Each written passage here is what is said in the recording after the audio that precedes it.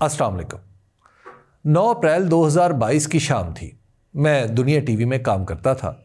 یہ وہ دن تھا جس کے بارے میں سپریم کورٹ نے حکم دیا تھا کہ وزیر اعظم عمران خان کے خلاف تحریک عدم اعتماد پر ووٹنگ ہوگی۔ اس دن میری ذمہ داری تھی کہ مجیب الرحمان شامی، کامران خان، ایاز امیر اور کامران شاہد جیسے سینئر صحافیوں کے ساتھ بیٹھ کر موجودہ صورتحال اور مستقبل کا تجزیہ کروں۔ شام رات میں تبدیل ہوتی جا رہی تھی۔ پی ڈی ایم یعنی مسلم لیگ نون اور پیپلز پارٹی اپنے دیگر اتحادیوں کے ساتھ اسمبلی میں بیٹھی تھیں، مگر عدم اعتماد کی تحریک پر ووٹنگ ٹلتی جا رہی تھی۔ ایک موقع پر کامران خان نے کہا، اب سب کچھ ہو چکا ہے، عمران خان بلا وجہ دیر کر رہے ہیں۔ میں نے کہا، عمران خان حضرت عثمان مروندی لال شہباز قلندر کے شعر پر عمل کر رہے ہیں کہ تواں قاتل کے از بہر تماشا خون من ریزی، منا بسمل کے زیر خنجر خونخوار میں رقصم، یعنی تو وہ قاتل ہے جو محض تماشے کے لیے میرا خون بہا رہا ہے، اور میں وہ بسمل ہوں جو خنجر کے نیچے تڑپ نہیں رہا، رقص کر رہا ہے۔ عمران خان جانتے تھے کہ ان کے پاس اسمبلی کی اکثریت بھی ہو تو اب انہیں اقتدار میں نہیں رہنے دیا جائے گا، اس لیے انہوں نے حکومت گرانے والے دستے غائب سے لے کر سیاسی اداکاروں تک سب کچھ سبھی پر عیاں کر دیا۔ یہی وجہ تھی کہ پاکستان میں پہلی بار حکومت گرائے جانے پر مظاہرے ہوئے تھے۔ آج اس واقعے کو گزرے 3 سال ہو گئے، مگر حقیقت یہ ہے کہ پاکستان 9 اپریل 2022 سے 1 انچ آگے نہیں بڑھ سکا۔ اس روز بھی خبر عمران خان تھے، آج بھی خبر عمران خان ہے۔ اس دن اپنے ہاتھوں سے لگائی گرہیں کھولنے کے لیے بہت سے اپنے دانت توڑوا بیٹھے ہیں۔ خنجر خونخوار کی حرکت رک رہی ہے، نہ بسمل رقص کرنے سے باز آ رہا ہے۔ 9 اپریل 2022 کو شروع ہونے والا تماشا آج تک اسی موڑ پر کھڑا ہے۔ وہی مداری جو کبھی اپنے ہاتھ کی صفائی دکھاتا تھا تو دیکھنے والوں کی سانس رک جاتی تھی، آج خود تماشا بن چکا ہے اور کوئی دیکھنے والا بھی نہیں۔ عمران خان کی حکومت گرائے جانے کی دلیل معیشت بچانا تھی۔ ان کے بعد جو منظور نظر گروہ سیاست کاراں حکومت میں آیا تو معلوم ہوا کہ اس کے کارپردازوں کی نااہلی ضرب المثل سے بھی کچھ آگے کی ہے۔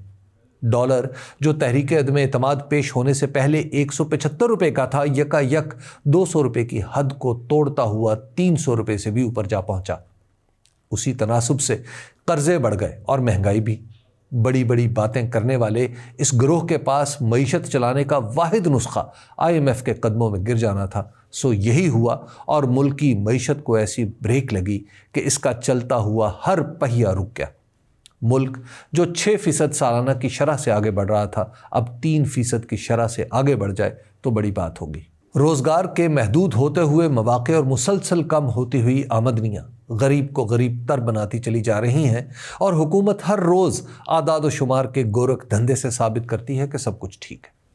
عام لوگ جن پر زندگی بوجھ کی طرح گزرتی ہے غلط ہیں، اور وہ چند جو مہنگے کپڑے پہنتے، سرکاری گاڑیاں چلاتے اور سرکاری گھروں میں رہتے ہیں ٹھیک ہے۔ بے بسوں کا آنکھوں دیکھا حال جھوٹ ہے، بے مروتوں کا کہا 100% درست ہے۔ معیشت اگر اعداد و شمار کا نام ہوتی تو لوگ معاشیات کی ہر کتاب کو چوم کر کھولا کرتے۔ اب کون سمجھائے کہ معیشت ایک چھوٹی سی دکان پر پڑی چند ضروری چیزوں اور غریب کی جیب کے درمیان تعلق کا نام ہے۔ یہ تعلق اگر بوجھ ہے تو سب جھوٹ ہے۔ عمران خان کے مینڈیٹ کو روند کر قومی اسمبلی میں بکھری کرچیوں سے بنائی جانے والی حکومت نے خود کو بچانے کے لیے سبھی کچھ داؤ پر لگا دیا۔ جنوری 2023 میں ٹوٹنے والی صوبائی اسمبلیوں کے لیے عدالت نے دستور کے مطابق انتخابات کا حکم دیا تو اس فیصلے سے گریز کی راہیں تلاش کی گئیں۔ حضرت مولانا فضل الرحمان کی بے مثل فقہی بصیرت نے عدالت کو دھمکانے کا جواز پیدا کیا، اور محترمہ مریم نواز کے ہمراہ عدالت کے دروازے پر ہجوم کیا گیا۔ یہ سانحہ اتنا بڑا تھا کہ اس کے بعد سے آج تک عدالت محض نصیحت و تلقین پر اکتفا کرتی معلوم ہوتی ہے۔ جسٹس قاضی فائز عیسیٰ جیسا شخص اس عدالت کی رہی سہی توقیر کو بھی ٹھکانے لگا کر چلا گیا۔ اس نے 26ویں دستوری ترمیم کے لیے وفاداری بدلنا جائز قرار دیا اور بات ختم۔ مولانا فضل الرحمان نے جو قدم سیاست سمجھ کر اٹھایا تھا وہ انصاف کی گردن پر پڑا۔ آج تک حضرت کے پاس بھی اس قدم کا کفارہ ادا کرنے کے لیے کوئی دم دستیاب ہوا ہے، نہ فدیے کی استطاعت میسر آئی ہے۔ اپریل 2022 میں ہی پاکستانی سیاست میں اسٹیبلشمنٹ کی مداخلت کا سوال ایک نئی حیثیت اختیار کر گیا۔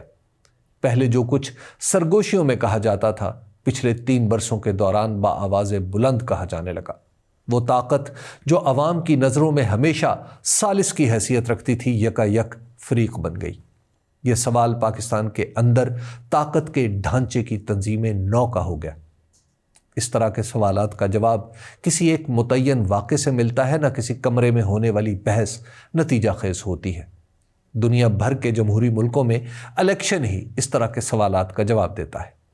پاکستان میں یہی سوال فروری 2024 کے الیکشن میں طے ہونا تھا۔ حالات نے اس الیکشن کی شکل یوں بنا دی کہ ایک طرف عمران خان تھے اور دوسری طرف سب۔ فارم 45 پر سب نتائج نے عمران خان کے حق میں فیصلہ کر دیا، اور فارم 47 پر الیکشن کمیشن کا جاری کردہ فیصلہ انہی لوگوں کو حکومت میں لے آیا جن میں سوائے خود سپردگی کے اور کوئی وصف نہیں تھا۔ الیکشن کا فیصلہ صاف و شفاف نہ ہو سکا، یوں سیاسی سوال بحران میں بدل گیا۔ اب ہر گزرتے دن کے ساتھ یہ بحران پھیلتا بھی جا رہا ہے، گہرا بھی ہوتا جا رہا ہے۔ اکابر کے سوا سبھی جانتے ہیں کہ غیر شفاف الیکشن سے پیدا ہونے والے مسائل صاف ستھرے الیکشن کے سوا کسی طور حل نہیں ہوتے۔ اس الیکشن نے نواز شریف کو وہیں لے جا کھڑا کیا جہاں سے وہ جنرل غلام جیلانی کی انگلی تھام کر چلے تھے، اور تو اور پیپلز پارٹی بھی وہیں جا کر کھڑی ہو گئی جہاں اسے نہیں ہونا چاہیے تھا۔ محترمہ بے نظیر بھٹو نے مفاہمت کا سبق دیا تھا، ان کے صاحبزادے نے اسے نہ جانے کیا سمجھ لیا۔ اگلے زمانوں کے اساطیر میں فینکس پرندے کا ذکر ملتا ہے جو آگ میں جل کر نئی زندگی پا جاتا ہے۔ عمران خان کے بارے میں کسی کو خیال ہی نہیں تھا کہ سیاست کا ہر الاؤ انہیں ایک نئی زندگی دے دے گا۔ ان کی حکومت گئی، وہ بڑے ہو گئے۔ انہیں عدالت سے سزائیں ملی، وہ مزید بڑے ہو گئے۔ الیکشن کمیشن کا فارم 47 ان کے فارم 45 پر غالب آ گیا، وہ بہت بڑے ہو گئے۔ ان کا نام لینے پر پابندی لگی، یہ نام توتلی زبانوں پر چڑھ گیا۔ ان کا قیدی نمبر لوگوں کا پسندیدہ ہنسا ہو گیا۔ ان کی تصویر چھاپنا مصیبت ہوا تو لوگوں نے مصنوعی ذہانت سے ان کی تصویر بنا کر دیکھ لی۔ 9 اپریل 2022 سے لے کر 9 اپریل 2025 تک صرف ایک ہی بات ثابت ہوئی ہے کہ عمران خان کی حکومت گرانا آسان تھا۔ عمران خان کو گرانا مسئلہ تھا۔ یہ مسئلہ آج بھی حل نہیں ہو پا رہا۔ شکریہ۔